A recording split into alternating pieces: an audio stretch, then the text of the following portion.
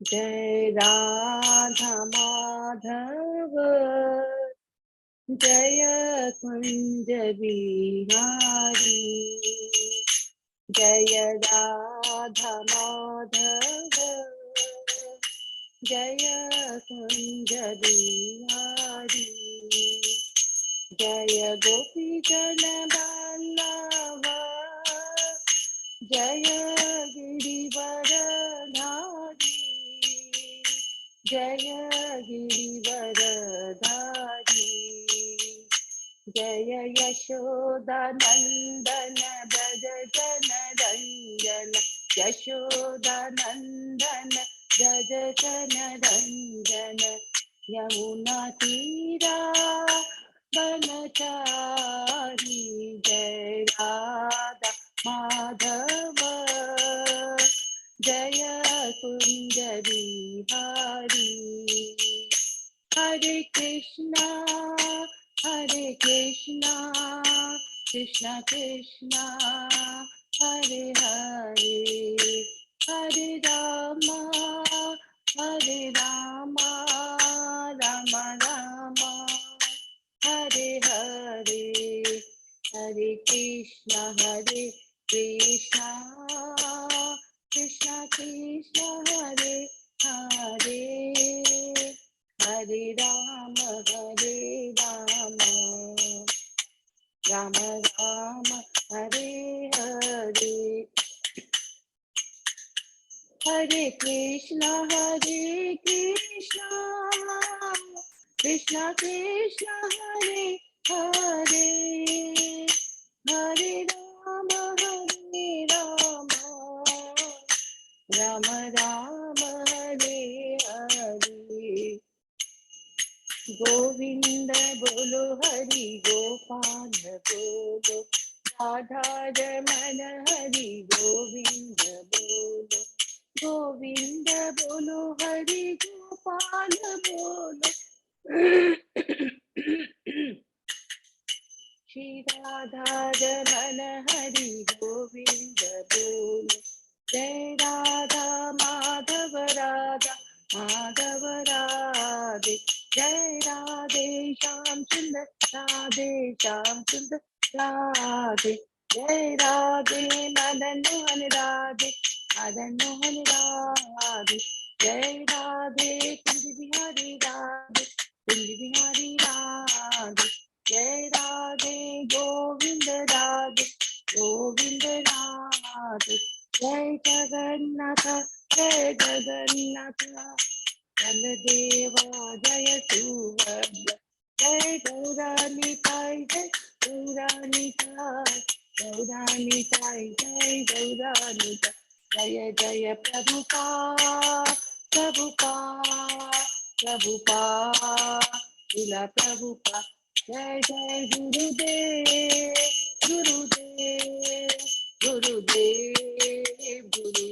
जय गौर हरि बोल हरि बोल हरि बोल हरि बोल, हरि नाम संकीर्तन की जय, शिला प्रभुपाद की जय, अनंत कोटि वैष्णव वृंद की जय, हरे कृष्णा। हरि हरि बोल। मुझे आपका म्यूट है। Thank you so much Ajay, बहुत बहुत धन्यवाद शीतला प्रदा देवी दासी माता जी, बहुत ही सुंदर कीर्तन करने के लिए। और आज ये जो विग्रह का आप लोगों ने दर्शन किया और ध्यान से देखा, राधा रानी की आंखों में कितनी करुणा है, रो देंगे कितनी करुणा है। देखिए प्रभु जी ने सही समय पर दिखाया कि राधा रानी की कृपा बिना हम भक्ति प्राप्त नहीं कर सकते, एकमात्र भगवान की वो शक्ति है। देखिए भगवान शक्तिमान है, राधा शक्ति है, लेकिन वो शक्ति है जो कृष्ण को भी अपने बस में कर देती है। देखिए ये बहुत बड़ी कृपा है राधा रानी की। तो बहुत बहुत धन्यवाद अजय बताओ, बहुत सुंदर विग्रह का दर्शन करा और सभी भक्तों ने अच्छे से भगवान कीर्तन किया। अभी हम लोग मंगलाचरण करते। ओम अज्ञान तिमिरांधस्य ज्ञानांजन शलाकया चक्षुरुन्मीलितं येन तस्मै श्री गुरुवे नमः। श्री चैतन्य मनोभीष्टं स्थापितं येन भूतले स्वयं रूप कदा मह्यं ददाति स्वपदान्तिकम्। वंदे हम श्री गुरु श्री युत पद कमलम श्री गुरु वैष्णवांच श्री रूपम साग्र जातम सहगना रघुनाथम वितम तम सजीवम स्वादेतम सावभूतम सहितम कृष्ण चैतन्य देवम श्री राधा कृष्ण पादान सहगना ललिता श्री विशाखा वितांत च नमः ओम विष्णुपादाय कृष्ण पृष्ठाय भूतले श्रीमते भक्ति वेदांत स्वामी इति नामिने नमस्ते सरस्वती देवे गौरवाणी प्रचारिणे निर्विशेषा शून्यवादी पाश्चात्य देशतारिणे वांछा कल्पतरुभ्यश्च कृपा सिन्धुभ्येव च पतितानां पावनेभ्यो वैष्णवेभ्यो नमो नमः नमो महावदान्याय कृष्ण प्रेम प्रदायते कृष्णाय कृष्ण चैतन्य नामने गौरतिसे हे कृष्ण करुणा सिंधु दीन बंधु जगतपते गोपेश गोपिका कांत राधा कांत नमस्ते तप्त कांचन गौरांगी राधे बिंदावनेश्वरी विषभानुसुते देवी प्रणमामि हरिप्रिय नीलांचल निवासाय नित्याय परमात्मने बलभद्र सुभद्रायां जगन्नाथाय ते नमः जय श्री कृष्ण चैतन्य प्रभु नित्यानंद श्री अद्वैत गदाधर श्रीवासादि गौर भक्तवृंद मुखं करोति वाचालं पंगुलंघे गिरिं यत्कृपातमहं वन्दे श्री गुरुमदीनतारिणं परमानंद माधवं श्री चैतन्य ईश्वरं हरे कृष्णा कृष्ण कृष्ण हरे हरे हरे राम राम राम हरे हरे। श्री श्री मंगलाचरण की जय, श्रीला प्रभुपाद की जय। हरे कृष्णा। आज के श्रीमद् भागवतम चर्चा में, कथा में, अध्ययन में सभी भक्तों का हार्दिक स्वागत है। सभी भक्तों के चरणों में मेरा सादर दंडवत प्रणाम है। परम पिता परमेश्वर, गुरु आचार्य साधु, परम भागवत वैष्णव की असीम कृपा है हम भक्तों के ऊपर कि हम सब लोग भक्त मिल करके श्रीमद् भागवतम की चर्चा कर पा रहे हैं। अभी हम लोग कैंटो 3 के 30वें अध्याय में है। भगवान कपिल द्वारा विपरीत कर्मों का वर्णन। तो शीर्षक को बहुत ध्यान से रखेंगे, विपरीत कर्मों का वर्णन। मीन्स जो कृष्ण से संबंधित जो भी कर्म नहीं है वो विपरीत कर्म है।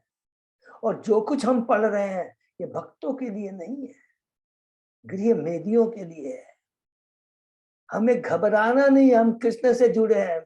भगवान की असीम को हमने अपने को कृष्ण को पूर्ण समर्पण करने का प्रयत्न कर रहे हैं।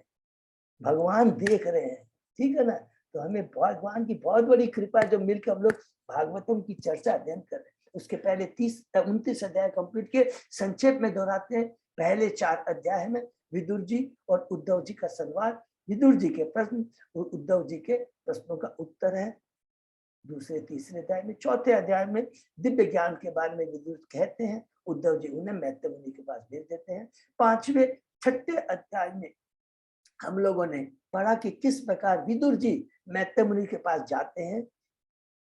हरिद्वार में गंगा नदी के तट पे मैत्रेय मुनि से मिलते हैं और उनसे प्रश्न करते हैं कि जीव का वास्तविक कल्याण किसमें है और भगवान की प्रकृति के बारे में, जो सृष्टि भगवान ने की, कौन सी सर्ग सृष्टि जब उसके बारे में बताइए।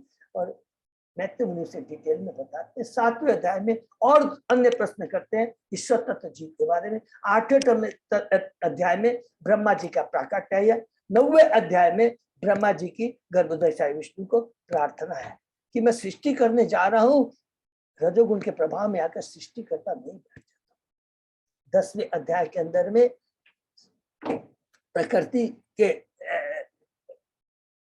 जो प्राकृतिक प्रकृति और वैकृतिक प्राकृतिक जो भगवान का अनुदक्षाय विष्णु द्वारा की है और वैकृतिक प्रकृति जो ब्रह्मा जी के द्वारा, इसका वर्णन। 11वें अध्याय में परमाणु से काल की गणना, जिसके अंदर में समय के बारे में, मनवंतरों के बारे में, युगों के बारे में और कल्प के बारे में हमने पढ़ा। 12वें अध्याय से शुरू होता है ब्रह्मा जी की सृष्टि। पहले 5 अविद्या उत्पन्न करते हैं, फिर प्रथम उनके पुत्र हैं चतुष्कुमार, उसके बाद में रुद्र, उसके बाद में फिर वो 10 संतानों को उत्पन्न करते हैं जिसमें 9 ऋषि और एक नारद जी, और 10वां लास्ट में वो कपल उत्पन्न करते हैं, स्वयंभू मनु और सतरूप। 13वें अध्याय में वराह भगवान का प्राकट्य, जिसमें श्वेत भरा किस प्रकार पृथ्वी का उद्धार करते हैं और नील भरा किस प्रकार हिरण्यक्ष को मार करके उसे मुक्ति प्रदान। 14 अध्याय में थोड़ा सा टर्न लेते हैं हम लोग, यहाँ पर है कश्यप और दीति माता के बारे में कि किस प्रकार दीति माने शीर्षक है, दीति माता का संध्या समय गर्भ धारण करना, जिसमें वो गर्भ धारण करती है संध्या समय, तो पुत्र असुर उनके गर्भ में आते हैं। 15 अध्याय में प्रवेश करते हैं, जिसके अंदर में जैसे ही दीति माता के घर में असुर आते हैं, ब्रह्मांड पूरा भयावह हो जाता है। देवता घबरा जाते हैं, ब्रह्मा जी के पास आते हैं, ब्रह्मा जी उनके भय को दूर करते हैं, भगवान की लीला के बारे में बता के कि किस प्रकार चतुष कुमार भगवान के वैकुंठ लोक में जाते हैं, वहां द्वारपाल उन्हें जाने से रोकते हैं, भगवान विष्णु से मिलने के लिए क्रोधित हो जाते हैं, उन्हें अभिशाप करते हैं, और किस प्रकार भगवान आकर के कहते हैं कि मेरे दासों की जो गलती है उसके लिए मैं अपराधी हूं, उसको मैं अपने अपराध मानता हूँ। 16 अध्याय में प्रवेश करते हैं, चतुष कुमारों द्वारा द्वारपालों को अभिशाप, जिसमें भगवान स्वयं बताते हैं चतुष कुमारों को कि ये जो सब कुछ हुआ है ये मेरी ही लीला है। 17, 18, 19 अध्याय में हम पढ़े हिरण्याक्ष के बारे में और वराह भगवान को। 17 अध्याय में किस प्रकार हिरण्याक्ष माता दीति के गर्भ में 100 साल रहने के बाद में जन्म लेता है। हिरण्याक्ष और हिरण्यकश्यप किस प्रकार हिरण्याक्ष पूरे ब्रह्मांड में उत्पात बनाता है। 18वें अध्याय में भगवान किस प्रकार उससे युद्ध करते हैं, और 19वें अध्याय में भगवान किस प्रकार उसे मारकर उसे मुक्ति प्रदान करते हैं। 20वें अध्याय में पुनः हम लोग सर्ग और विसर्ग के बारे में संक्षेप में पढ़ते हैं। 21वें अध्याय में शुरू होता है स्वयंभू मनु की जो प्रथम संतान देहूति माता के बारे में, कि देहूति माता और कर्दम मुनि जो किसके पुत्र हैं, ब्रह्मा जी के पुत्र हैं, कि उनके दिव्य गृहस्थ जीवन के बारे में 21वें अध्याय में शीर्षक है कर्दम मुनि और स्वयंभू मुनि का संवाद, जिसके अंदर में हम पढ़ते हैं कि कर्दम मुनि किस प्रकार तपस्या करते हैं, 10,000 वर्षों तक भगवान अवतार देते हैं, उन्हें आशीर्वाद देते हैं, कहते हैं तुम्हारी सारी दिव्य इच्छा एक गुणवती पत्नी पाने की है वो तुरंत हुई हो जाएगी, कहते अप्रकट होते हैं। स्वयंभू मनु आते हैं कर्दम मुनि के पास, उनके आश्रम में, कर्दम मुनि उनका सत्कार करते हैं, उनको ग्लोरीफाई करते हैं। 22वें अध्याय में प्रवेश करते हैं देवती माता और कर्दम मुनि का ब्याह परिणय, कि उसके अंदर में स्वयंभू मुनि ग्लोरीफाई अब करते हैं कर्दम मुनि को, अपनी पुत्री के लिए कहते हैं उसे स्वीकार करो है, आपके समान गुणवती आपके लायक। कर्दम मुनि प्रसन्न हो जाते हैं, स्वीकार कर लेते हैं, और स्वयंभू मुनि वापस चले जाते हैं। 23वें अध्याय में है देहूति माता का शोक, कि किस प्रकार वो अपने एक परम भक्त पति की सेवा करती है, कर्दम मुनि को प्रसन्न करती है, और कर्दम मुनि कहते हैं तुम्हें मैं भगवत प्रसाद दूंगा, लेकिन कहती है पहले मुझे आप संतान दो। कर्दम मुनि प्रसन्न होते हैं, और माता देहूति के गर्भ से 9 कन्याएं उत्पन्न होती हैं, जिनका ब्याह ब्रह्मा जी के 9 ऋषि पुत्रों से होता है। उसके बाद में देवती माता हम बज्जियों को बताती है और कहती है कर्दम मुनि के माध्यम से कि मैंने अपना जीवन ये जो मनुष्य होनी है केवल भौतिक भोग में बिता दिया है, मुझे ज्ञान संशय कि इसको किस आप काटिए। अगर मनुष्य जीवन साक्षात आत्म साक्षात्कार के लिए अगर ये ऐसा नहीं करता तो जीवित मनुष्य मृत्यु के बराबर है, मरण के बराबर है। 24वें अध्याय में प्रवेश करते हैं कर्दम मुनि का वैराग, जिसमें कर्दम मुनि सबसे पहले देवता कहते हैं तुम्हें चिंता करने की दरकार नहीं है, स्वयं भगवान तुम्हारे पुत्र रूप में जन्म लेकर के तुम्हारे संशय ज्ञानता को अपने ज्ञान की तलवार से काट देंगे। स्वयं ब्रह्मा जी आके देवकी माता को आश्वासन देते हैं। कर्दम मुनि किस प्रकार भगवान से कहते हैं कि हमारा परम सौभाग्य है कि अब हमारे पुत्र के रूप में जन्म लिया है, जिसके दर्शन के लिए बड़े बड़े मुनि तक उनके पीछे पीछे दौड़ते रहे। भगवान कहते हैं ये मैंने अपना वचन पूरा किया, और अपने साक्ष्य दर्शन के द्वारा, साक्ष्य योग ज्ञान के द्वारा मैं अपनी माता की सारे संशय ज्ञानता को दूर कर दूंगा। और ये कहते हैं कर्दम मुनि घर छोड़ के चले जाते हैं, भगवान की भक्ति करते हैं, भगवान के धाम चले जाते हैं। 25वें अध्याय से जो कि अब शुरू हो रहा, हम लोग पूरे 32 अध्याय तक जाएंगे, जिसमें क्या है, किस प्रकार कपिल भगवान माता देवहूति को एक एक उनके प्रश्नों का उत्तर देते हैं। पहला प्रश्न है, पहला शीर्षक क्या 25 में, भक्ति योग की महिमा। प्रश्न क्या है देवहूति माता का, मैं और मेरा की जो कलुषित भावना है उसको आप नष्ट कीजिए।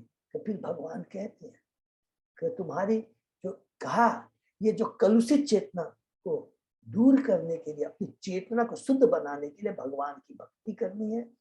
वो भक्ति स्वरूप सिद्ध व्यक्तियों के एसोसिएशन में करनी है। फिर कहते हैं कि भक्ति किस प्रकार की करूं, कहते हैं दिव्य भक्ति, तीव्र भक्ति, जो भाव भक्ति है तुम्हें वो करनी। 26 अध्याय में प्रवेश करते हैं, प्रकृति के मूलभूत सिद्धांत, जिसमें भगवान कपिल स्वयं कहते हैं मैं तुम्हें भगवान के बारे में बताऊंगा, जीव के बारे में बताऊंगा, प्रकृति के बारे में बताऊंगा। तो भगवान कौन है, हमने परमात्मा तत्व, भगवान तत्व, जीव तत्व और प्रकृति के बारे में बहुत डिटेल में पढ़ा। किसके बारे में डिटेल में, प्रकृति के बारे में, कि किस प्रकार ये भगवान ये पूरे विराट रूप की सृष्टि करते हैं। और भगवान के बारे में पढ़ा कि भगवान परमेश्वर है, आदि भगवान है, सर्वव्यापी है, भौतिक जगत की सृष्टि करते हैं, आते हैं, लीला करते हैं, लेकिन उसमें निवृत्त, उसमें आसक्त नहीं होता। लेकिन जीव है, भौतिक जगत में आता है, उसके प्रति आसक्त हो जाता है। उसके बाद में हम पढ़ते हैं 27वें अध्याय, बहुत है, शीर्षक है प्रकृति का ज्ञान, जिसके अंदर में कपिल भगवान जिसके बारे में बताते हैं, ईश्वर तत्व, जीव तत्व के बारे में। जीव क्या है, वो क्या है, सूर्य के समान है। वो कभी भी वास्तव में इन 3 गुणों से बंधता नहीं, बंधता हुआ प्रतीत होता है। और ये प्रतीत क्यों होता है, ये सपने के समान है। ये किस लिए होता है, 3 गुणों के कारण, माया के कारण, 3 गुणों के कारण वो अपने को प्रोप्राइटर, कंट्रोलर, इंजॉय समझता है। तब देवहूति माता कहते हैं तो ये आसक्ति जो है 3 गुणों के प्रति, माया के प्रति, भौतिक जगत के प्रति, ये शाश्वत है। बोले बिल्कुल नहीं। यदि हम भगवान श्री कृष्ण के नाम का संकीर्तन करते हैं, उनके नाम गुण लीलाओं का समझ स्मरण करते हैं, तो जीव इन 3 गुणों से ऊपर आकर करके स्वतंत्र हो जाता है। ये इंपॉर्टेंट वर्ड याद रखेंगे, ये खुद कपिल भगवान कहते हैं स्वतंत्र हो जाता है, अर्थात 3 गुणों से ऊपर आ जाता है, अपनी दिव्य स्थिति में आ जाता है। दिव्य स्थिति का मतलब क्या हुआ कि वो 3 गुणों से ऊपर और दिव्य ज्ञान में आ जाता है कि मैं जीवन स्वरूप है, कृष्ण नित्य दास। और सबसे बड़ा पद क्या समझता है कि मैं भगवान का दास हूं, यही सबसे बड़ा पद है और ये सच बात है। और सारी अष्ट सिद्धियां, स्वर्ग का सुख, ब्रह्मा का पद, इसको उसके लिए बिल्कुल नेग्लिजिबल हो जाते हैं। बहुत सुंदर बताते हैं। 28 अध्याय में प्रवेश करते हैं, शीर्षक है भक्ति साधना के लिए भगवान कपिल के उपदेश। बहुत सुंदर, जिसमें हम लोग ध्यान योग के बारे में पढ़ते हैं, अष्टांग योग के बारे में पढ़े हैं, यम नियम आसन प्राणायाम प्रत्याहार धारणा ध्यान और समाधि, जिसमें हम ध्यान में जाकर के किस प्रकार ध्यानी भगवान के एक एक अंगों का ध्यान करके भक्ति से जुड़ जाता है, उसकी इच्छा भगवान की इच्छा एक हो जाती है। उसके बाद में हम लोग 29 अध्याय में पढ़ते हैं, शीर्षक भगवान कपिल द्वारा भक्ति की व्याख्या। इसके अंदर में माता देवहूति और 3 प्रश्न करते हैं, बहुत ही 4 प्रश्न के अलावा। कौन सा पहला प्रश्न, मैं और मेरे की जो कलुषित भाव से दूर कीजिए। दूसरा, किस प्रकार की भक्ति करूं, भगवान कहते हैं तुम्हें तीव्र भक्ति, भाव भक्ति करना है। तीसरा, ज्ञान योग के बारे में, ईश्वर तत्व, जीव तत्व, प्रकृति बारे में। चौथा, ध्यान योग के बारे में हमने पढ़ा। 5वां प्रश्न करती है कि मुझे भक्ति को डिटेल में बताइए, भक्ति की डिटेल में व्याख्या कीजिए। फिर भगवान कहते हैं तमोगुण, रजोगुणी और सतोगुणी भक्ति के बारे में। फिर कहते हैं प्योर भक्ति कैसे कर सकते हैं, और प्योर भक्ति करने के लिए कहा कि तुम्हें कुछ भक्ति के अंग को ध्यान में रखना पड़ेगा। नियत कर्म करना है, कम हिंसा करनी है, भगवान के चरणों का ध्यान करना है, पूजा करनी है, गुरु के शरण में आकर करके भक्ति करनी है, और दीनों पर दया करनी है। ऐसा करने से हम लोग निर्भक्ति तक पहुंच जाएंगे। उसके बाद कहते हैं अपराध नहीं होना चाहिए, भक्ति में अपराध नहीं होना चाहिए। और सबसे बड़ा अपराध हमने क्या पढ़ा कि दूसरे जीवों में भी परमात्मा के रूप में भगवान विराजमान है, ये चेतना हमेशा बनी रहनी चाहिए। और जैसे कहते हैं तो कपिल भगवान तुरंत कहते हैं ये बात तो मैंने कह दी है, कि चेतना सब ऐसी होने की सब जीवों में भगवान है, लेकिन व्यवहार, प्रत्येक जीवों के प्रति व्यवहार उसकी चेतना के अनुसार होना चाहिए, जिसमें हमने ग्रेडेशन ऑफ जीव के बारे में पढ़ा। बहुत ही इंपॉर्टेंट, हमारी इतनी सुंदर क्लैरिटी माने और कहीं नहीं मिलेगी। हमारा सारा कंफ्यूजन दूर कर दिया। ये भी कह दिया अगर कोई वैष्णव है, अगर वो गलत कर्म में जुड़ जाता है, माया के प्रभाव में आकर, उससे दूर रहना चाहिए। इसका मतलब ये नहीं हुआ कि वो भक्त नहीं हुआ, टेम्परेरी वो थोड़ा भक्ति से च्युत हो गया है, उसको इलाज की दरकार है, गुरु के पास जाता है, उसका इलाज हो जाता है, फिर वो भक्ति करना शुरू कर देता है। अजामिल है एक एक चीज का कि भक्त अगर डाउनफॉल होता है तो उसके संग कैसा ट्रीटमेंट, थोड़ा दूर रहना है। प्रत्येक जीव में परमात्मा के रूप में भगवान है, लेकिन चेतना के अनुसार में उनके अलग अलग ट्रीटमेंट करना है। वृक्षों से लेकर के हमने बहुत सुंदर डिटेल में वृक्ष, मछली, मधुमक्खी, सर्प, कौआ, उसके बाद में बहुत सारे पाँव वाला, फिर 4 पैर वाला, फिर 2 पैर वाला, और फिर 2 पैर वाले में भी ब्राह्मण से लेकर के परम वैष्णव तक के बारे में कैसा व्यवहार होता हमने पढ़ा। और उसके बाद में हमने काल के बारे में पढ़ा कि भगवान ही जो है काल स्वरूप है, प्रत्येक हृदय में प्रवेश करने वाले हैं, और वही सबके आश्रय हैं। उन्हीं के भय से वायु बहती है, सूर्य चमकता है, और सारे तारे चमकता है, सूर्य प्रकाश देता है, और सारे सारे नक्षत्र जो है चमकते हैं। बहुत सुंदर वृक्ष, लताएं, फूल के बारे में, समय पर फूल, समय पर बरसात होना, ब्रह्मा विष्णु महेश तक के बारे में बताया। तो भगवान के ही निर्देशन में कार्य करते हैं। और उसके बाद में कहते हैं कि जितने भी चर और अचर जो भी चीज है इस भौतिक जगत में या ब्रह्मांड में गई है, वो सब भगवान के ही अधीन है। और अंत में कहते हैं ये सारी चीजें समय के अनुसार नष्ट हो जाती है, केवल जो भगवान का दास है, भगवान के प्रति की कोई भक्ति है, वो शाश्वत है, उनके साथ में जाती है। तो जैसे ही काल के बारे में बताते हैं, फिर उसके बाद में लोग 30वें अध्याय में पढ़ते हैं भगवान कपिल द्वारा विपरीत कर्मों का वर्ण, जिसमें हमने बहुत डिटेल में पढ़ा कि जीव की क्या स्थिति। याद रखेंगे, हमने पढ़ा जब तक हम इस भौतिक जगत में रह रहे हैं तो जीव की स्थिति क्या है कि जैसे भौतिक जगत में आता है, सबसे बड़ा दुर्भाग्य उसका क्या पड़ा पहले श्लोक में, कि वह भूल जाता है कि काल एक एक सेकंड तुम्हारी मृत्यु को बुला रहा है, एक एक क्षण एक एक चीज का क्षय हो रहा है, लेकिन उसे हमें समझ नहीं पाते। कष्ट द्वारा हम इतनी चीजें प्राप्त करते रहते हैं, लेकिन काल एक निश्चित समय आने के बाद उसे डस लेता है। जीव का इतना बड़ा आकर्षण रहता है कि वो सोचता है कि मेरे पास में जो भी ज्ञान, भक्ति, संपत्ति, उपाधि है ये स्थायी है। फिर कहते हैं कि इतना ज्यादा आसक्ति रहती है कि सूअर की योनि को भी वो समझता है कि मैं बहुत आनंद ले रहा हूं, और विष्टा खाकर कह रहा कि अमृत खा।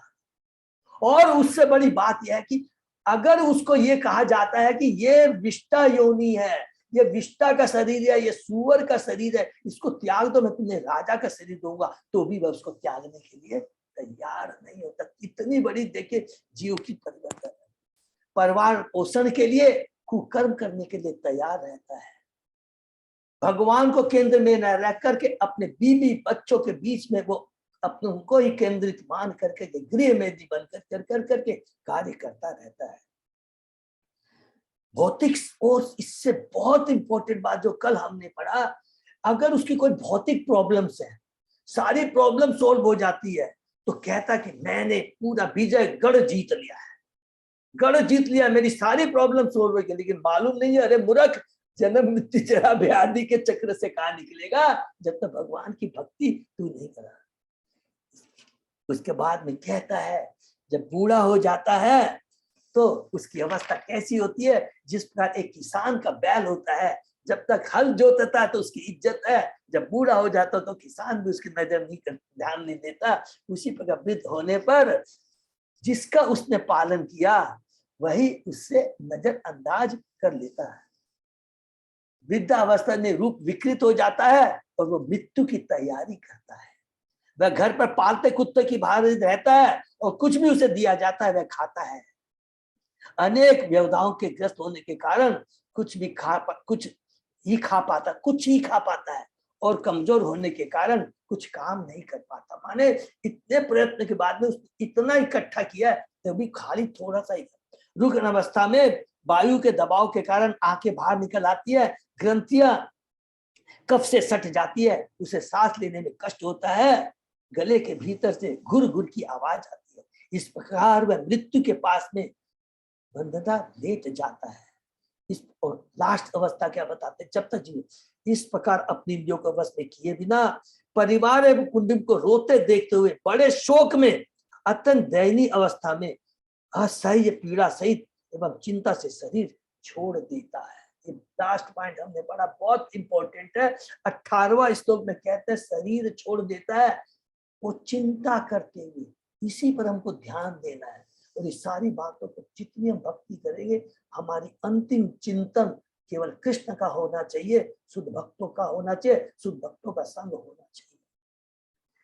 इस प्रकार वह गृहमेदी केवल अपने परिवार की चिंता में शरीर छोड़ देता है, लेकिन अपनी आध्यात्मिक चेतना को सुधारने, अपनी अनुचित चेतना सुधारने के मुख्य कर्तव्य को भूलकर शरीर त्याग देता है एवं पुनः माँ के गर्भ में उसी चेतना को धारण किए जन्म देता है। तो यहाँ मृत्यु हो गई है। अब मृत्यु के बाद में उसकी क्या आगे अवस्था होने वाली है? ऐसा नहीं है मृत्यु हो गई दूसरा जन्म मिल गया, नहीं। दूसरी योनि के मिलने के पहले क्या अवस्था होती है इसको अब आज हम पढ़ने जा रहे हैं। ऐसा नहीं है कि हमने शरीर छोड़ दिया दूसरा शरीर मिल गया, नहीं। जैसे कर्म किए हैं बहुत ध्यान से सुनिए, पहले उसको भोगना है और वो कैसे भोगता है उसके बाद में यमराज उसको जो अंतिम जो उसकी चेतना रहती है उसको ध्यान में रखते हुए कर्म और स्वभाव के अनुसार जो हमने पढ़ा था विराट रूप का किस्सा, ब्रह्मा जी के माध्यम से 14 भुवन में उसको अलग अलग उसकी कर्म से स्थापित कर दिया जाता है। लेकिन स्थापित करने के पहले उसकी क्या अवस्था होती है, मतलब मृत्यु पाने के बाद और नया जन्म लेने के पहले बीच की क्या अवस्था है उसका बोध। ओम नमो भगवते वासुदेवाय, ओम नमो भगवते वासुदेवाय, ओम नमो भगवते वासुदेवाय।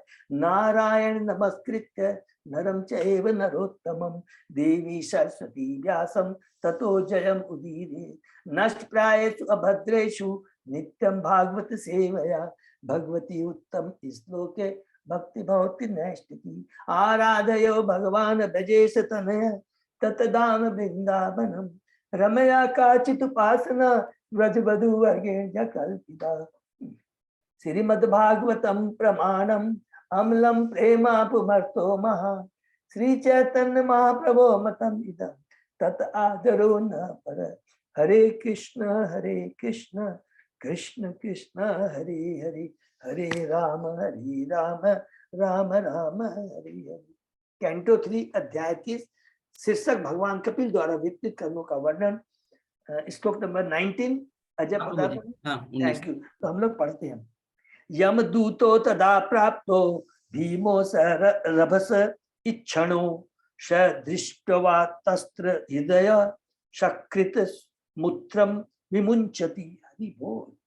मृत्यु के समय उसे अपने समक्ष यमराज के दूत आए दिखते हैं जिनके नेत्र रोष से पूर्ण रहते हैं। इस तरह वह भय के मारे मलमूत्र त्याग देता है। वर्तमान शरीर को छोड़ने के बाद जीव का देहांतर 2 प्रकार से होता है। एक प्रकार देहांतर पाप कर्मों के नियामक यमराज के पास जाना है और दूसरा है स्वर्गलोक या बैकुंठ को जाना। यहाँ पर भगवान कपिल बताते हैं कि जो लोग परिवार के पालन पोषण में व्यस्त रहते हैं उनके साथ यमदूत जैसा व्यवहार होता है, अर्थात अंडरलाइन करने जो गृह मेदी होते हैं उनके संग ऐसा व्यवहार होता है।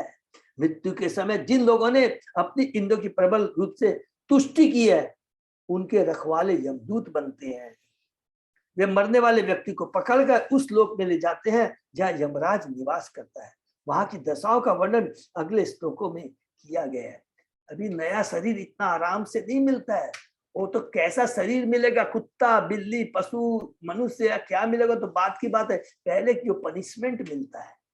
यातना देहे आवृत्य पासे बद्धवा गले बलात् नयतो दीर्घम अध्वानम दंड यमराज भटा यथा। जिस प्रकार राज्य के सिपाही अपराधी को दंडित करने के लिए उसे गिरफ्तार करते हैं, उसी प्रकार इंद्र तृप्ति में संलग्न अपराधी पुरुष यमदूतों के द्वारा बंदी बनाया जाता है। वे उसे मजबूत रस्सी से गले से बांध लेते हैं और उसे सूक्ष्म शरीर को ढक देते हैं, जिससे उसे कठोर से कठोर दंड दिया जा सके। क्योंकि भौतिक शरीर तो यही हम लोग त्याग देते हैं, जो पंचभूते से पृथ्वी अग्नि जल वायु आकाश से मिला है। सूक्ष्म शरीर साथ में जाता है और उसके बाद में हमको यातना शरीर मिलता है, जिसका हम लोग पढ़ेंगे। प्रत्येक जीव सूक्ष्म तथा स्थूल शरीर से आच्छादित रहता है। सूक्ष्म शरीर मन बुद्धि अहंकार तथा चेतना का आवरण है। शास्त्रों का कथन है कि यमराज के सिपाही अपराधी के सूक्ष्म शरीर को ढककर उसे यमराज के आवास में ले जाते हैं, जहां उसे इस दंड दिया जाता है जिसे वह सह ले। वह इस दंड से मरता नहीं, क्योंकि यदि मर जाए तो फिर दंड कौन सहेगा। इसको अंडरलाइन कर लेंगे। देखिए इतना जल्दी मृत्यु नहीं देते हैं उसका, बोलते नहीं तो फिर भोगेगा कैसे। पहले उसको ऐसा दंड देते हैं कि जैसे वो मरे नहीं। यमराज के सिपाहियों का काम किसी को मारना नहीं है, बस तो किसी जीव को मारना संभव नहीं, क्योंकि वास्तव में वह नित्य है। उसे केवल इंद्र तृप्ति के कार्यों का फल भुगतना पड़ता है। जो अभी हम लोगों ने पढ़ा कि जीव तो सूर्य के समान है, लेकिन अज्ञानतावश तीन गुणों के प्रभाव में आकर करके उसके जो कर्म होते हैं वो उस लायक कर्म नहीं करता है, तो उसका फल उसे भोगना पड़ता है। चैतन्य चेता में दंड की विधि वर्णित है। पहले राजा के आदमी उस अपराधी को नौका द्वारा नदी के बीच तक ले जाते हैं। वे उसके बाल पकड़कर उसे पानी में डुबोते हैं, और जब उसका दम घुटने लगता है तो राजा के सिपाही उसे पानी से निकालकर कुछ समय तक सांस लेने देते हैं, और फिर बार बार उसी तरह से पानी में डुबोते और निकालते हैं। इसी प्रकार का दंड यमराज द्वारा विस्मृत जीवों को दिया जाता है। विस्मृत मीन्स जिसने अपने भगवान कौन है, वो कौन है, भगवान से उसका क्या संबंध है, भगवान के प्रति उसका क्या कर्तव्य है, जिसने भूल गया उसके लिए ये दंड है, जिसका वर्णन अगले श्लोक में हुआ है। फिर प्रभुपाद जी कहते हैं, तयो निर्भिन्न हृदय तर्जने जात वे पतु पति स्वभी भक्ष्यमाण आर्तो अगम स्वयं अनुस्मरण। इस पर यमराज के सिपाहियों द्वारा ले जाए जाते समय उसका हृदय टूट जाता है, उसके हाथों में वह कांपता रहता है। रास्ते में जाते समय कुत्ते काटते हैं और उसके अपने जीवन के पाप कर्म याद आते हैं। इस प्रकार वह अत्यधिक दुखी रहता है। इस श्लोक में ऐसा प्रतीत होता है कि इस लोक से यमलोक जाते समय यमराज के दूतों द्वारा बंदी बनाए गए अपराधी को मार्ग में कुत्ते मिलते हैं और भूखते हैं, और उसे इंद्र तृप्ति के अपराध कर्मों का स्मरण कराने के लिए काटते हैं। भगवद गीता में कहा गया कि जब कोई इंद्र तृप्ति की इच्छा से उन्मत्त होता है तो वह अंधा हो जाता है और सारा ज्ञान खो देता है। जो वास्तविक उसकी जो चेतना है, वास्तविक ज्ञान क्या है कि मैं शरीर नहीं, मैं आत्मा हूं। I am not the enjoyer, Krishna is the enjoyer. कामेस्ते से हित ज्ञान। जब कोई इंद्र तृप्ति के प्रति अत्यधिक अनुरक्त होता है तो उसकी सारी बुद्धि जाती रहती है, गीता में आता है, और वह यह भूल जाता है कि उसको इसका परिणाम भोगना पड़ेगा। यहाँ पर उसे यमराज द्वारा पाले गए कुत्तों से अपने इंद्र तृप्ति के कार्यक्रमों को स्मरण करने का अवसर मिलता है। कितनी बढ़िया बात लिखा कि उसे अपने इंद्र तृप्ति कार्य को स्मरण करने का अवसर मिलता है कि मैंने अभी तक क्या क्या किया। जब हम स्थूल शरीर में रहते हैं तो आजकल के सरकारी नियम द्वारा भी इंद्र तृप्ति के ऐसे कार्यों को बढ़ावा मिलता है। सारे विश्व में प्रत्येक राज्य की सरकारें ऐसे कर्मों को गर्भ निरोध के रूप में प्रोत्साहन देती है। स्त्रियों को गोलियां दी जाती है और गर्भपात कराने के लिए अस्पतालों में जाने की छूट है। वस्तुतः विषय जीवन अच्छी संतान को जन्म देने के लिए, किंतु लोगों को अपनी इंद्रिय तक किसी प्रकार से न होने के कारण तथा इंद्रियों को बस में करने की शिक्षा देने वाली संस्थाओं के न होने से लोग इंद्रिय तृप्ति के अपराधों के शिकार होते हैं, अर्थात जीव हत्या के अपराध के शिकार होते हैं। और मृत्यु के पश्चात जिस प्रकार वेद से दंडित होते हैं, इसका वर्णन भागवत के इन पृष्ठों में हुआ है। जीव हत्या गर्भपात बहुत बड़ा अपराध है। च्युत त्रीट परित अर्कदव अनल अनिले संत पयमान पति तप्त बालू के कृच्छेण पृष्ठे कसया च ताड़ित चलति अशक्तो अपि निराश्रम उद्दकी। हरि बोल। अपराधी को चिलचिलाती धूप में गर्म बालू के रास्ते से होकर जाना पड़ता है, जिसके दोनों ओर दावाग्नि जलती रहती है। चलने में असमर्थता के कारण सिपाही उसकी पीठ पर कोड़े लगाते हैं और वह भूख तथा प्यास से व्याकुल हो जाता है, किंतु दुर्भाग्यवश रास्ते पर न तो पीने के लिए जल रहता है, न विश्राम करने के लिए कोई शरण मिलती है। तत् तत् तत् पतन शांते मूर्छित पुनः उत्थित पता पापी यशानीत तरसा यम साधनम। यमराज के धाम के मार्ग पर वह थकान से गिरता पड़ता जाता है और कभी कभी अचेत हो जाता है, किंतु उसे पुनः उठने के लिए बाध्य किया जाता है। इस प्रकार उसे तेजी से यमराज के समक्ष लाया जाता है। योजना नाम सहस्राणी नवतिम नवतिम नवच अध्वन त्रिभि मुहूर्ते दाभ्याम वानितः पापनोति यातना। इस तरह से 99,000 योजन की दूरी को या 3 पलों में पार करनी होती है। हरि बाप, देखिए मन कितनी बड़ी गति से, और फिर तुरंत उसे घोर यातना दी जाती है जिसे सहना होता है।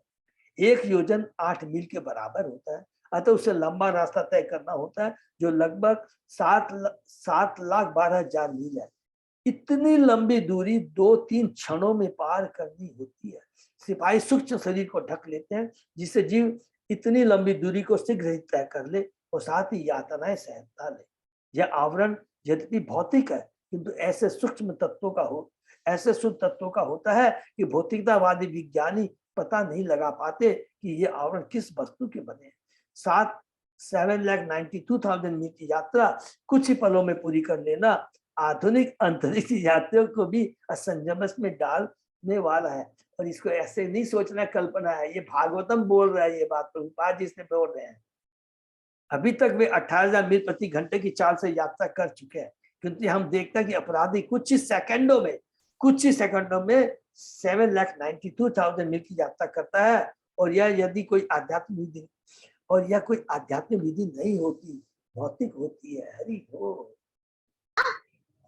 आदिपनम स्वगात्राणाम वेष्टयित्वो मुख आदिवि आत्ममास अधनम स्वकृतम परता अपीवा।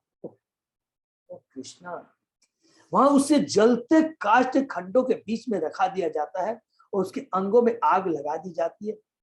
कभी कभी उसे अपना मांस स्वयं खाने के लिए अथवा अन्यों द्वारा खाने के लिए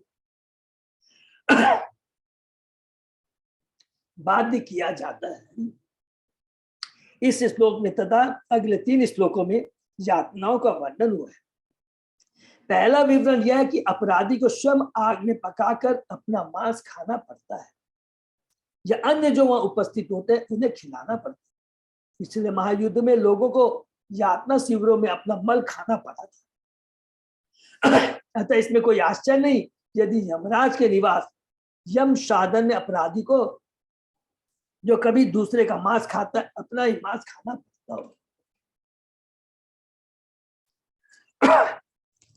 जीवत च अंतर अभ्युद्वार स्वगृहे यम साधने सवृश्चिक आद्ये दस्तबीच आत्मवैशम। नरक के कुत्तों तथा गीदों द्वारा उसकी आंखें उसके जीवित रहते और देखते देखते निकाल ली जाती है और उसे सांपों, बिच्छुओं, घासों तथा अन्य काटने वाले जंतुओं से पीड़ा पहुंचाई जाती है। कृंतनम च अवयव से गज आदि विदापनम पातनम गिरी सिंहेभ्यो रोदनम च अम्बुगर्तयो। फिर उसके अंग प्रत्यंग काट डाले जाते हैं और उसे हाथियों से चिरवा दिया जाता है। उसे पर्वत की चोटी से नीचे गिराया जाता है और फिर जल में या गुफा में बंदी बना दिया जाता है। हरि बोल।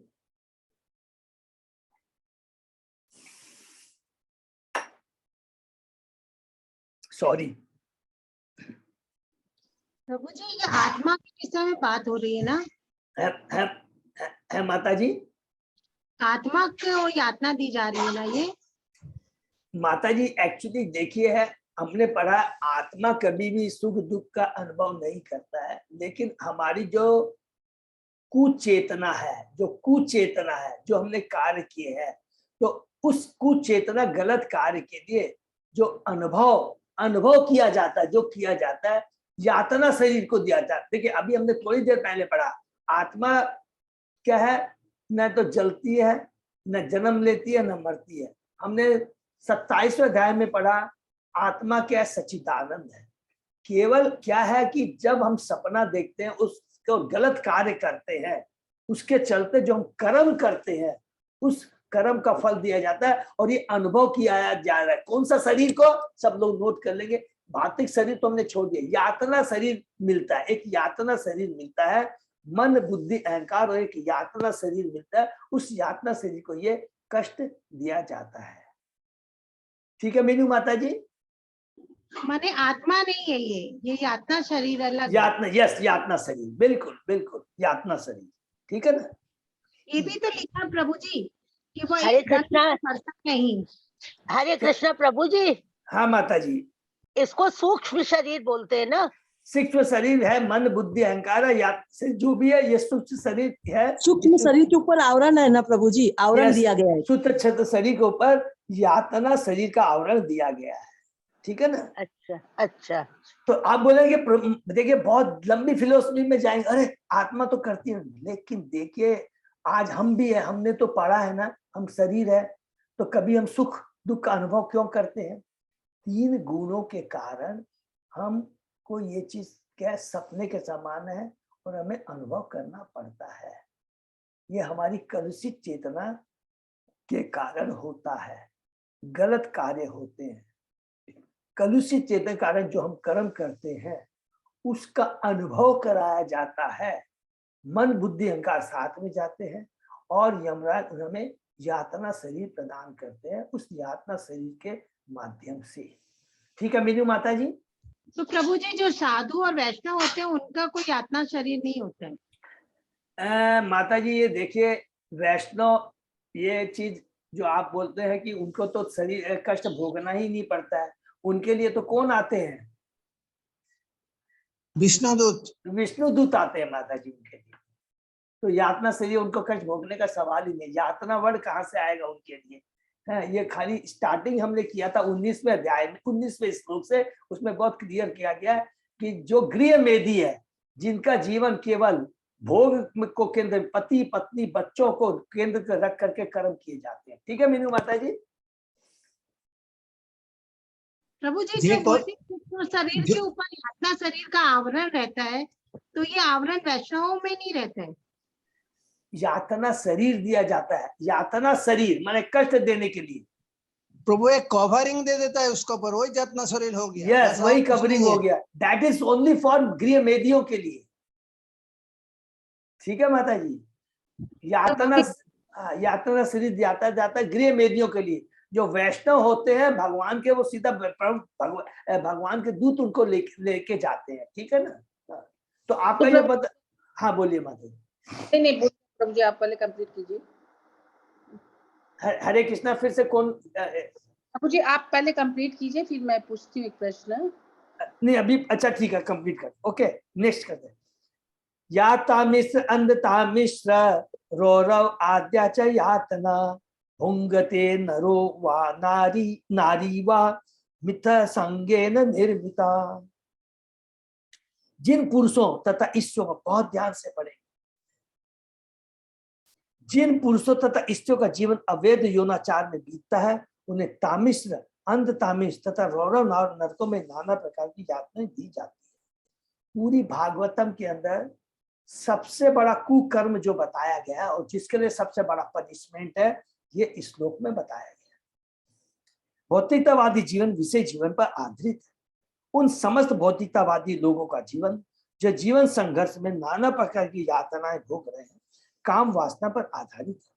अतः वैदिक सभ्यता में केवल सीमित रूप से विषय जीवन की अनुमति दी गई है। तो इसको अंडरलाइन कर लेंगे, वैदिक सभ्यता में केवल सीमित रूप से विषय जीवन की अनुमति दी गई है। किसको? मनुष्य को। ये मनुष्य के लिए प्रयोग। अदरवाइज ये नोट कर लेंगे, अगर ऐसे इस कुकर्म के लिए 100% है, कितना बड़ा पनिशमेंट है और अगली योनि क्या होगी हम खुद समझ जाएंगे। क्योंकि जैसा हम कार्य कर रहे हैं वैसा ही शरीर मिलेगा। पशु जैसा कार्य करेंगे तो पशु योनि ही मिलेगी। यह जीवन विवाहित दंपति युगल के लिए, संतानोत्पत्ति के लिए। इसमें एक और लाइन ऐड कर लेंगे, संतानोत्पत्ति माने कृष्णमय संतान उत्पत्ति करने के। किंतु जब अवैध इंद्र तृप्ति के लिए विषय जीवन का उपयोग किया जाता है तो स्त्री तथा पुरुष दोनों को इसी प्रकार में या मरने के बाद कठोर यातना सहनी पड़ती है। इस श्लोक में उन्हें सिफिलिस तथा गोनोरिया जैसे रोगों द्वारा दंडित होना पड़ता है और अगले जन्म में उन्हें अनेक नारकी यातनाएं भोगनी पड़ती है, जैसा कि यहाँ पर वर्णन हुआ है। भगवद गीता के प्रथम अध्याय में अवैध विषय जीवन की अत्यधिक भर्त्सना की गई है और यह कहा गया है कि जो इस प्रकार से संतान उत्पन्न करते हैं वे नरक को जाते हैं। यहाँ पर इसकी पुष्टि की गई है कि ऐसे अपराधों को तामिश, अंध तामिश तथा रौर नकरों में जीवन बिताना पड़ता है। भगवान श्री कृष्ण अर्जुन को बोलते हैं, ठीक है। अत्र एव नरक स्वर्ग इति मात प्रचक्षति या यातना वे नारक्यता यह अपि उपलक्षिता। कपिल मुनि ने कहा, हे माता, कभी कभी यह कहा जाता है कि इसी लोक में हम नरक अथवा स्वर्ग का अनुभव करते हैं, क्योंकि कभी कभी इस लोक में भी नरक की यातनाएं दिखाई पड़ती है। हरि बोल। कहीं कहीं बोलते ना स्वर्ग भी यही है, नरक भी यही है। कभी कभी अविश्वासी लोग नरक संबंधी शास्त्रों से इन कथनों को नहीं मानते, वे ऐसे प्रामाणिक विवरणों की अवहेलना करते हैं। देखिए कितनी बड़ी बात प्रभुपाद जी कहते हैं, वे ऐसे प्रामाणिक विवरणों की, इसको अंडरलाइन कर लेंगे, ये प्रामाणिक है, बोनाफाइड शास्त्रों में वर्णन है, ये आलतू फालतू कोई एजम्पशन नहीं है, कल्पना नहीं है सब। अतः भगवान कपिल उनकी पुष्टि, और कौन कह रहा है? भगवान कपिल कह रहे हैं, हम लोग को सोचना है। अतः भगवान कपिल उनकी पुष्टि यह करके करते हैं कि ये नारकी परिस्थिति इस लोक में भी दिखती है। ऐसा नहीं कि ये केवल यमराज के निवास करने वाले लोक में ही हो। यमराज के लोक में पापी पुरुष को उन नारकी परिस्थितियों में रहने का अवसर प्रदान किया जाता है जो उसे अगले जीवन में सहनी होगी, और फिर उसे दूसरे लोक में यही नारकी जीवन बिताने के लिए जन्म लेने का अवसर दिया जाता है। उदाहरणार्थ, यदि मनुष्य को नरक में रहने, मल तथा मूत्र खाने का दंड दिया जाता है तो सबसे पहले उसे यमराज के लोक में ऐसी आदतों का अभ्यास कराया जाता है। उफ, हरि बोल। फिर उसे वैसा ही शरीर दिया जाता है कि तुम्हारी जो इच्छा थी अवैध संग की, एक गलत, तो उसी तरह का पहले उसको एक्सपीरियंस दिया जाता है, और उसके बाद में तेरे को एक्सपीरियंस हो गया, विष्टा खाने का एक्सपीरियंस हो गया, तो अब सुअर की योनि में दिया जाएगा कि तेरे को विष्टा खाने में अब प्रॉब्लम ना हो। कितनी बड़ी बात प्रभुपाद जी यहाँ बताते हैं। जैसा कि एक सूकर का, जिससे कि वह मल खा सके और वह सोचे कि वह जीवन का आनंद उठा रहा है। पीछे यह बताया जा चुका है कि कैसी भी नार की परिस्थिति बदजीव अपने को सुखी मानता है, अन्यथा वह नार की जीवन नहीं भोग सकता। इसको अंडरलाइन कर लेंगे, अदरवाइज नार की जीवन नहीं भोग सकता। अर्थात एक मिनट में बता, मनुष्य योनि मिली, पशु योनि जैसे कार्य किए। पशु योनि जैसे कार्य करने का मतलब तेरी चेतना इतनी निम्न कोटि की है, तो पहले जो निम्न कोटि की चेतना वाले होते हैं उसकी टेस्ट क्या होता है? उसका टेस्ट क्या होता है? तामसी भोजन, तामसी विचार, तामसी कर्म होते हैं। तो पहले नरक में उसको उसका एक्सपीरियंस दिया जाता है, और फिर उसी चेतना को लेकर करके दूसरा जन्म दिया जाता है। अगर उसकी मनुष्य चेतना होगी तो वो विष्टा नहीं खाएगा, नहीं खा पाएगा। लेकिन तुमने कार्य ऐसे किए है तो तेरे को सूकर शरीर दूंगा, और सूकर में तेरे को विष्टा ही मिठाई के बराबर लगेगी। कितनी बढ़िया बात लिखा है, अन्यथा वह नारकी जीवन नहीं भोग सकता, तो उसको भोगने के लिए तेरे को वैसा ही शरीर दिया जाता है। एवं कुटुंबम विभ्राण उदरम भर एव वा विसृज्यो ये उभयम प्रेत्य भुंगते तत्फलम ईदृशम। इस शरीर को त्यागने के पश्चात वह व्यक्ति जो पाप कर्म द्वारा अपना तथा अपने परिवार के सदस्यों का पालन करता है, नारकी जीवन बिताता है, और उसके साथ उसके परिवार वाले भी। देखिए, इसको भी अंडरलाइन कर लेंगे।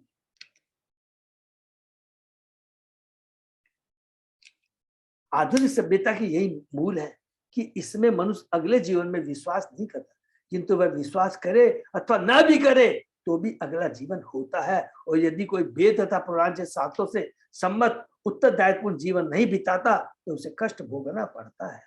मनुष्य से निम्न योनियां अपने कर्मों के लिए उत्तरदायी नहीं होती, क्योंकि उन्हें एक निश्चित विधि से कर्म करना होता है। किंतु मानवीय चेतना वाले विकसित जीवन में यदि कोई अपने कर्मों के लिए उत्तरदायी नहीं बनता तो निश्चय उसे यहाँ पर वर्णित विधि के साथ नारकी जीवन बिताना पड़ता है। हमें उच्च कोटि की चेतना मिली मनुष्य में मुकलित विकसिता पूर्ण दीक्षिता, ये हमारे ऊपर निर्भर करता है। उच्च चेतना होने के बाद में निम्न चेतना वाले कार्य करेंगे तो उसे हमें भोगना पड़ेगा। एक प्रभु जी, हाँ प्रभु, वो सॉरी प्रभु जी, मैं बीच में डिस्टर्ब कर रहा हूँ मैं प्रभु जी। हाँ बोलिए प्रभु। प्रभु जी, थोड़ा सा एक कंफ्यूजन है। क्या? कि जैसे कि एक तो हमारा ये शरीर है, हमारा ये, और एक यातना शरीर है ये। हाँ प्रभु। और एक आत्मा है। हाँ प्रभु। तो प्रभु जी देखिए, जैसा आपने कहा कि आत्मा तो कोई सुख दुख का अनुभव उसको होता है, बिल्कुल नहीं होता, बिल्कुल बिल्कुल एकदम नो डाउट इसमें। ठीक है साहब जी। शरीर की चेतना समाप्त हो चुकी होती है प्रभु। शरीर की चेतना जो है ना, शरीर की जो चेतना है, शरीर तो मर गया, मर गया, तो खत्म हो गया। आत्मा तो प्रभु जी तो प्रभु जी, ये जो यातना शरीर है, इसकी चेतना को कौन अनुभव करता है? मन। हमने प्रभु, आप बहुत अच्छा प्रश्न है, आप नोट कर लीजिए। जो आत्मा के संग में सूक्ष्म शरीर जाता है, मन बुद्धि अहंकार, वो नहीं मरता है प्रभु।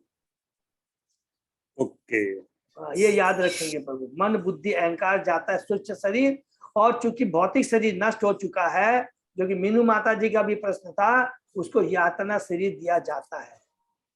यातना शरीर दे करके आत्मा कहाँ रहती है उस समय? वो हरे कृष्ण प्रभु जी। माता जी, आत्मा तो साथ में ही रहती है। आत्मा, नोट कीजिए, एकदम बहुत सिंपल चीज है कि जब शरीर हम त्यागते हैं तो आत्मा के संग मन बुद्धि अहंकार सूक्ष्म शरीर जाता है। कर्मों के अनुसार उसे एक दूसरा यातना शरीर दिया जाता है जो गृहमेधी होता है, और उसे अनुभव कराया जाता है। प्लेन भाषा में हम ये कर सकते हैं कि तूने ये जो कर्म किए हैं उसका ये फल है, उसे अनुभव कराया जाता है उसकी चेतना को। और उसके बाद में उसको फिर उसके जो कर्म, उसने शरीर छोड़ते जो कर्म किए हैं उसके अनुसार उसे दूसरा शरीर दिया जाता है। अब दूसरा शरीर में नोट कर लेंगे, आत्मा रहती है, मन बुद्धि अहंकार रहता है, और उसके कर्म स्वभाव के अनुसार चेतना रहती है, प्लस वैसा शरीर दिया जाता है। प्रभु परमात्मा भी रहता है। परमात्मा भी रहता है। परमात्मा भी रहता है। हरि बोल, परमात्मा भी रहता है। और यातना शरीर मरने के बाद मिलता है, एक छोटा सा अंगूठा जितना शरीर होता है यातना शरीर। माता जी वो बहुत डिटेल है, इसको हम लोग और आगे में पढ़ेंगे, लेकिन बेसिक कंसेप्ट क्लियर है। अरुण प्रभु? हाँ प्रभु, मतलब मैं थोड़ा जरा अभी उसको समझने की। चलो ठीक है, उसको ठीक है ना। जैसे वायु सुगंध या दुर्गंध को कैरी करती है, वैसे ही आत्मा सूक्ष्म शरीर को कैरी करती है। माता जी, मन बुद्धि अहंकार टेप रिकॉर्डर का काम करते हैं क्या? हरि बोल। मन बुद्धि अहंकार टेप रिकॉर्डर का। अरुण प्रभु इसको भी नोट कर लीजिए, मीनू माता जी। मन बुद्धि अहंकार acts like a tape recorder. जो भी हम कर्म करते हैं, जो भी हमारी चेतना होती है, सोच होती है, वो मन बुद्धि अहंकार उसको कैरी करते हैं। कुछ कल वो इट इज ए रिकॉर्डर, एक माने रिकॉर्ड करके चलता है, तुमने ये कर्म किए हैं और तुम्हारी ये सोच है, और उसी के साथ यातना शरीर मिलता है और उसको भोगना पड़ता है, एक्सपीरियंस दिया जाता है। पुनः उसी मन बुद्धि अहंकार को लेकर के, आत्मा को लेकर करके इस भौतिक जगत में आते हैं। हमने जो पढ़ा था कि फिर ब्रह्मा जी उसकी कर्म स्वभाव के अनुसार उसे 14 भुवन में वो शरीर प्रदान कर देते हैं, स्थापित कर देते हैं। ठीक है मुझे तो फिर ये हो गया कि जैसे मृत्यु के बाद आत्मा वो एक शरीर मिलता है, यातना शरीर, तो चीज तो सेम ही है ना। अभी जैसे आप बोले मन बुद्धि अहंकार परमात्मा के साथ, आत्मा के साथ में जैसे नया जीवन मिलता है, जैसे अपने जो जीवन अभी भोग रहे हैं, अपना जो अभी शरीर, तो चीज तो एक होगी, वहां यातना शरीर है और सेम चीज है, यहाँ भी मन बुद्धि अहंकार है, परमात्मा है, आत्मा है, और हम हमारे कर्म के अनुसार कर्म भी भोग रहे हैं। वहाँ अलग तरीके की पनिशमेंट कर्म नहीं भोग रहे हैं आप, यहाँ फिर कंफ्यूजन है। वहां कर्म नहीं भोगने लिखा है, वहां यातना पनिशमेंट मिल रहा है, नॉट कर भोगना नहीं है। भोगना तो अभी भौतिक शरीर में दोबारा आएंगे तब भोगेंगे। हाँ, तो अभी भी जो चीज हो रही है इसको आप ये भी एक तरह का पनिशमेंट है। जैसे शारीरिक कष्ट होता है, मानसिक कष्ट होता है, किसी को आर्थिक कष्ट है, तो ये भी तो एक तरह का पनिशमेंट ही है प्रभु जी। अभी जैसे वो अलग हो गया, वो ये भोगना अलग चीज। देखिए पनिशमेंट एक अलग चीज होता है। उदाहरण आपको देते हैं, उदाहरण आपको देते हैं कि आपको जेल में जाते हैं, पनिशमेंट मिलता है। पनिशमेंट मिलने के बाद आपको कंटिन्यू कैद में ही रहना पड़ता है। पनिशमेंट होने के बाद में कि तुमको मारा पीटा डंडा से किया गया, और उसके बाद में मारने के बाद में बोलते हैं अब तुम इस जेल में सी ग्रेड के कैद में 5 साल रहो।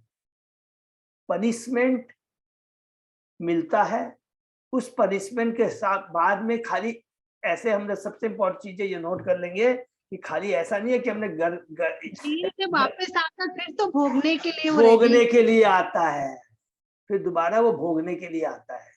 ठीक है ना प्रभु? मैं एक चीज बोलना चाहता हूँ। हाँ बोलिए। नरक में 2 काम होता है, पहले दंड होता है प्लस दूसरा जन्म जो मिलेगा उसका ट्रेनिंग भी होता है। वही चीज, यस बिल्कुल। ट्रेनिंग जो अभी कहा गया कि अभी तुमको सूकर का शरीर दिया जा रहा है, और उसके पहले तुम ट्रेनिंग ले लो कि विष्टा को कैसे खाया जाता है। जब उसके संग अभ्यस्त हो जाता है तब उसके बाद में उसको दूसरा शरीर इस भौतिक जगत में दिया जाता है। ठीक है, आगे बढ़े। इस शरीर को त्याग कर अकेला नरक के अधम भागों में जाता है और अन्य जीवों के साथ ईर्ष्या करके उनसे जो धन कमाया था वही संबल रूप में उसके साथ जाता है। जब मनुष्य अनुचित साधनों से धन कमाकर उस धन से अपने परिवार का तथा अपना पालन करता है तो वह धन यद्यपि परिवार के कई सदस्यों द्वारा भोगा जाता है, इसको नोट कर लेंगे। किंतु नरक तो उसे अकेले ही जाना होता है। जो व्यक्ति धन कमाकर या दूसरे की स्पर्धा करके जीवन का आनंद उठाता है और जो अपने परिवार तथा मित्रों के साथ आनंद उठाता है उसे अकेले ही ऐसे हिंसक तथा अवैध जीवन के पाप कर्मों का फल भोगना पड़ेगा। उदाहरणार्थ यदि कोई मनुष्य किसी को मारकर कुछ धन प्राप्त करता है और उस धन से अपने परिवार का पोषण करता है तो जो इस कमाए हुए काले धन का भोग करते हैं वे भी अंशतः उत्तरदायी है और उन्हें भी नरक भेजा जाता है। इसको अंडरलाइन कर लेंगे। किंतु जो प्रमुख होता है उसे विशेष रूप से दंडित किया जाता है। भौतिक भोग का फल यही है कि पाप फल ही उसके हाथ लगता है, धन नहीं। कितनी इंपॉर्टेंट बात है कि हमें किसी के हाथ का भी खाना है, करना है। बहुत देखिए सूक्ष्म बात है, याद रखें। तो हमको भोगना पड़ेगा अगर किसी पाप की कमाई को हम भोगते हैं। भौतिक भोग का फल यही है कि पाप फल ही उसके हाथ लगता है, धन नहीं। उसके द्वारा कमाया धन इसी संसार में रह जाता है, वह अपने साथ केवल कर्म फल ले जाता है। ये नोट कर लेंगे, माने कर्म फल ले जाता है। जैसे हमने बताया मन बुद्धि अहंकार, उसको नोट करके ले जाते हैं। इस संसार में भी यदि कोई मनुष्य किसी व्यक्ति की हत्या करके कुछ धन प्राप्त करता है तो उसके परिवार को फांसी नहीं दी जाती। यद्यपि उसके सदैव पाप से दूषित रहते हैं, उनको भी भोग भोगना पड़ता है। किंतु जो व्यक्ति हत्या करता है तो परिवार का पोषण करता है, उसे ही हत्यारे के रूप में फांसी दी जाती है। प्रत्यक्ष अपराध करता अप्रत्यक्ष भोक्ता की अपेक्षा पाप कर्मों के लिए अधिक उत्तरदायी है। अप्रत्यक्ष भोक्ता, ये बहुत इंपॉर्टेंट पॉइंट है, नोट कर लेंगे। अरे मैंने तो किया ही नहीं है, उसने किया नहीं। अगर उसकी पाप की कमाई को हमने भोगा है तो हम भी उसको भोगना पड़ेगा। अतः परम विद्वान चाणक्य पंडित कहते हैं कि मनुष्य के पास जो कुछ भी है उसे सत्य कर्म में या भगवान के लिए व्यय कर देना चाहिए, क्योंकि कोई अपने साथ धन दौलत नहीं ले जाता। धन दौलत यही रह जाती है और नष्ट हो जाती है। तो या तो हम धन त्यागे, अन्यथा धन हमें त्यागेगा। हरि बोल। किंतु हम दोनों विलय होकर रहेंगे। जब तक धन हमारे पास में है तब तक उसका सर्वोत्तम यही है, कृष्ण भक्ति प्राप्त करने में इसका व्यय किया जाए। अजय प्रभु, यस प्रभु जी। क्या करे प्रभु, तो यही विराम दे दे, बहुत यही विराम दे देते, क्योंकि 2-3 हाँ। श्लोक है। हाँ 2-3 श्लोक है, टाइम तो लग जाएगा 10 मिनट लग जाएगा, तो उसको हम लोग यही विराम देते हैं। अगर कोई बात सबको नहीं। असुविधा नहीं है तो कंटिन्यू कर सकते हैं, अगर सारे भक्त 10 मिनट लग जाएगा, जैसा भक्त लोग बोले। तो वो सबकी अपनी हाँ ओपिनियन। प्रभु जी, सॉरी प्रभु जी, मुझे जाना पड़ेगा मेरे को, हाँ है ना? ठीक है। तो अजय प्रभु यही विराम देते हैं, कोई बात नहीं है, बहुत इम्पोर्टेंट है। अच्छा, अभी किसी का कोई प्रश्न तो पूछ ले सकते हैं। मीनू माता जी, शीतला पद्मा देवी दासी माता जी। माता जी बहुत सिंपल, एक लाइन में बताएंगे, बहुत सिंपल चीज है। पहली चीज जो हम लोगों ने शुरू से गीता में भी पढ़ा है, ध्यान से सुनेंगे। आत्मा के बारे में दूसरे अध्याय में बहुत डिटेल में लिखा है। अभी हमने 27वें अध्याय में कैंटो 3 के, जिसका शीर्षक प्रकृति का ज्ञान है, उसमें बहुत सुंदर डिटेल में हमको वर्णन आया है। सूर्य का उदाहरण दिया। सूर्य जब जल पे प्रतिबिंब के रूप में दिखाई देता है, उसके बारे में ध्यान दिया गया। आत्मा न जन्मता है न मरता है। आत्मा जब भौतिक जगत में आता है तो वो बंध जाता है। किससे बंध जाता है? 3 गुणों से बंध जाता है, और वो ही सुख दुख का अनुभव करता है। सुख दुख लाभ हानि ये शरीर से संबंधित है, आत्मा से संबंधित नहीं है। चेतना जो हमारी होती है, बहुत ध्यान से सुने, वो कलुषित होती है। उस चेतना के अनुसार में हम लोग सुख दुख का अनुभव करते हैं। कलुषित चेतना होती है तो कलुषित कार्य करते हैं।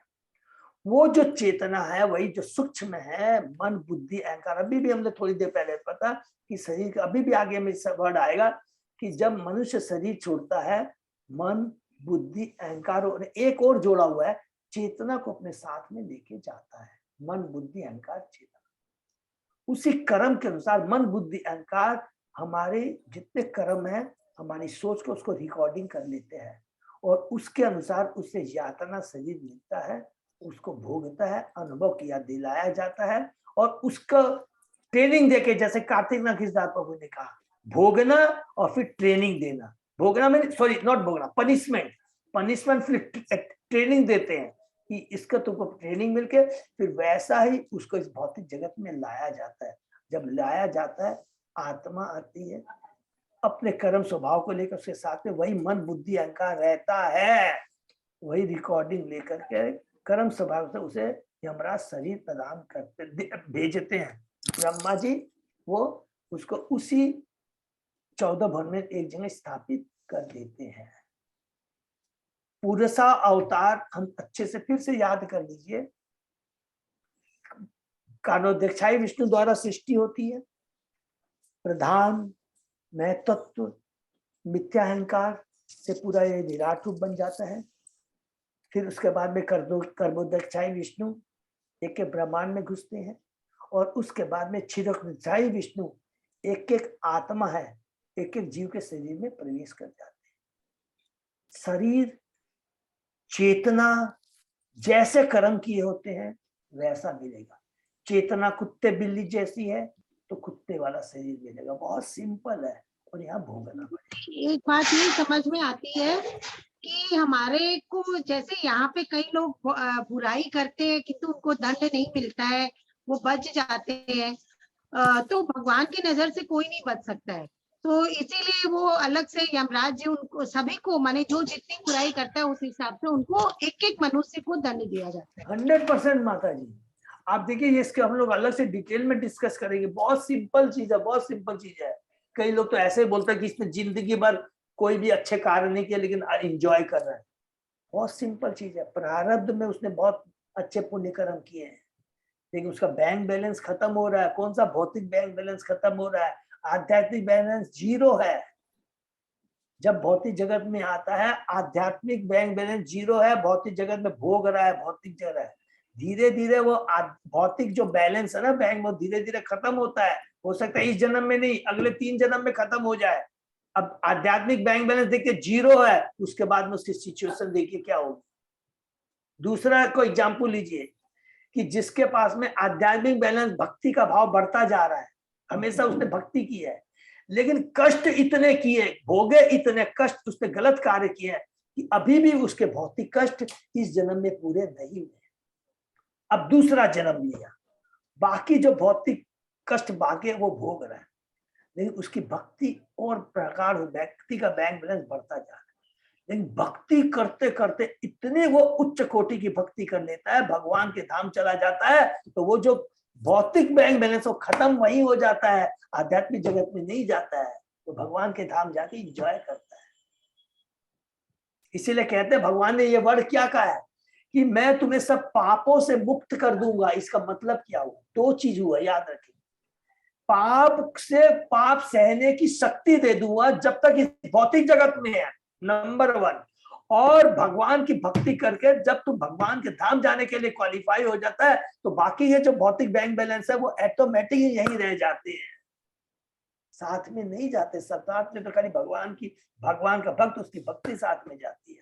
क्लियर है माता जी, मीनू माता जी? इसलिए कभी ये नहीं सोचना है कि वो इतना भोग रहा है, ये कर रहा है, ये क्या है। इसको अच्छा हमने पढ़ा था ना, इसको एक और नोट कीजिए।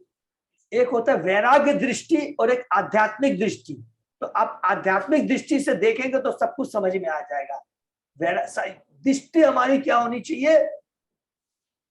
आध्यात्मिक होनी चाहिए। भौतिक दृष्टि से हम देखेंगे तो लगेगा यार ये तो बड़ा एंजॉय कर रहा है, ये कर रहा है। आध्यात्मिक दृष्टि का मतलब हो गया कि शास्त्रों की वाणी से देखिए, शास्त्रों की चक्षु से देखिए, शास्त्र क्या बोलते हैं, गुरु क्या बोलता है, आचार्य क्या बोलता है, उसको ध्यान में रखकर उस दृष्टि से देखेंगे, उस दृष्टि से समझेंगे तो सारा कंफ्यूजन दूर हो जाएगा।